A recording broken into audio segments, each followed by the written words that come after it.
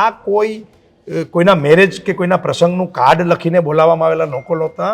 આ સમાજનું જેને ચિંતા છે, મનન કરવું છે ને આગામી દિવસોમાં જે સમાજને પીડા છે એ પીડામાં સમાજને મદદ કેમ રૂપ થવાય એના માટેની આ મીટિંગ હતી. પરંતુ આ એક એવા માણસે કૃત્ય કર્યું એનું મને દુઃખ છે કે જેને સમાજે ઝીરોમાંથી હીરો બનાવ્યો, જેને સમાજે એની અપેક્ષા કરતા ખૂબ જાજુ આપ્યું અને સમાજે એમની અપેક્ષા કરતા તો જાજુ નહીં પણ કદાચ એને સપનામાં પણ વિચાર્યું નહીં હોય એટલું સમાજ એને આપ્યું.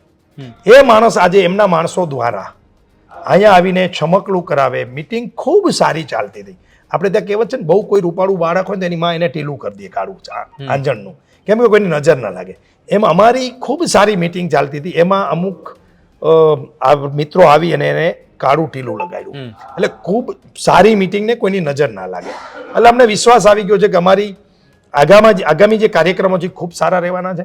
પરંતુ દુઃખ એ વાતનું છે કે જેને સમાજે આપ્યું અને ઝીરોમાંથી હીરો બનાવ્યો એ માણસો મોકલીને સમાજના હિતના ચિંતનની બેઠક, સમાજને કંઈક જે પીડા છે એમાં કેમ મદદરૂપ થઈ શકે એની બેઠક અને છેવાડાના પાટીદારોને ફાયદો થાય એનું ચિંતન મનન જ્યારે ગુજરાતભરના તાલુકા, જિલ્લાઓ અને ગામડામાંથી આવીને કાર્યકર્તાઓ કરતા હોય એવા સમયે અહીંયા ડખો કરાવો અને વાદ વિવાદ ઊભો કરાવો, એ માણસને ખબર નથી કે આ સમાજ તને હીરો બનાવી શકે તો ઝીરો પણ બનાવી શકે.